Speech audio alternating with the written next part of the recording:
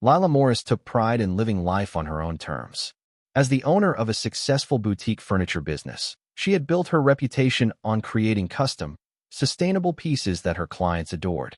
Her workshop and home sat on the edge of a residential neighborhood known for its strict community rules, which Lila had intentionally avoided.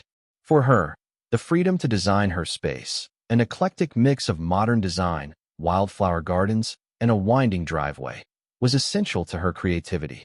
One crisp morning, as sunlight filtered through the trees, Lila's peace was shattered when she stepped outside.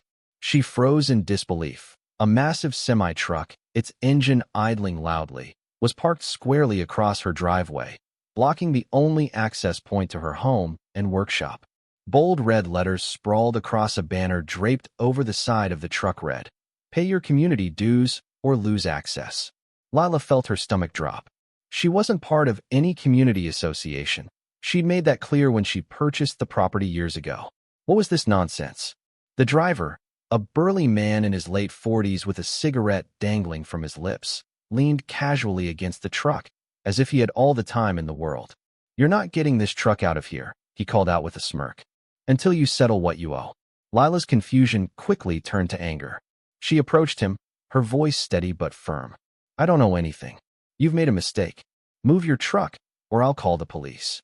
The man chuckled, blowing a stream of smoke into the crisp air. "Call whoever you want, lady. I'm just doing my job."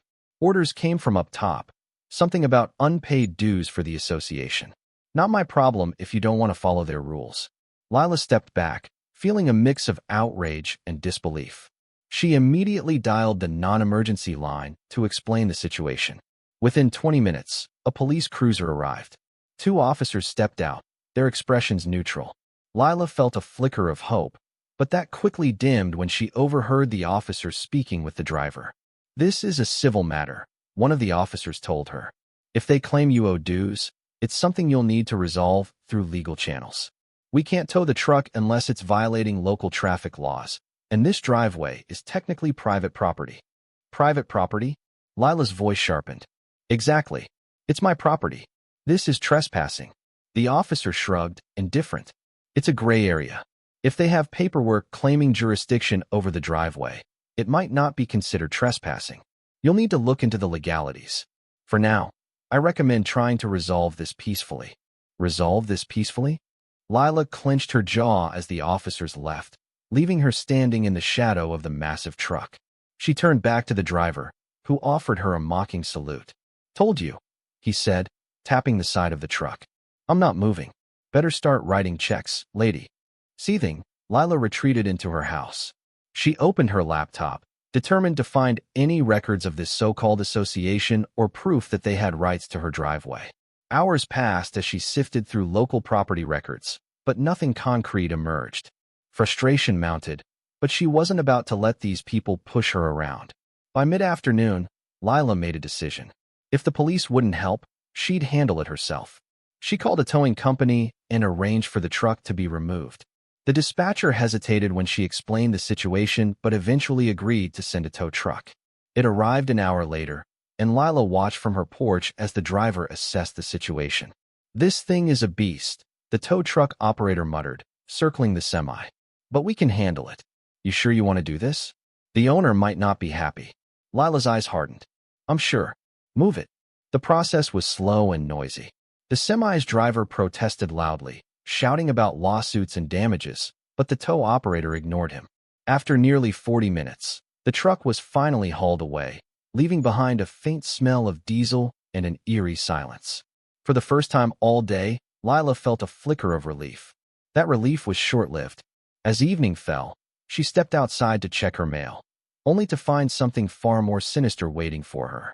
A large pile of construction debris, broken concrete, rusted rebar, and jagged scraps of metal, now sat where the truck had been resting.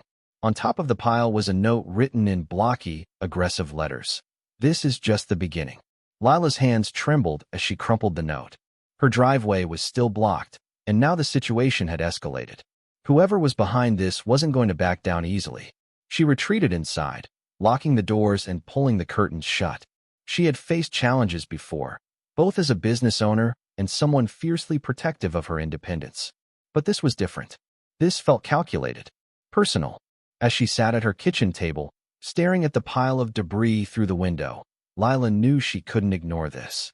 If they thought she'd give up her property without a fight, they were sorely mistaken. The next morning, Lila woke up with a sense of unease she couldn't shake. The events of the previous day had left her frustrated, but she was determined not to let the situation spiral out of control. After all, she had dealt with difficult people and bureaucratic nonsense before. This was just another obstacle. She'd handle it like she always did. But as she stepped outside, her stomach dropped. The pile of construction debris had grown overnight. What was once a manageable mess now looked like the aftermath of a demolition site. Large chunks of concrete, tangled metal wires, and even smashed drywall littered her driveway, completely blocking access. Among the rubble, she noticed something else, a scattering of sawdust and splinters that looked eerily familiar. Stepping closer, her breath caught in her throat. Someone had taken apart one of her unfinished furniture pieces, likely stolen from her workshop, and thrown the remains onto the pile. A wave of anger washed over her, quickly replaced by something colder. This wasn't just about money or community dues. Whoever was doing this was targeting her personally, trying to break her resolve. She turned around and stormed back into the house, grabbing her phone to call the towing company again. The dispatcher sounded hesitant when she explained the situation. "I'm not sure we can help you this time, ma'am. If the debris is mixed with private property, we'll need written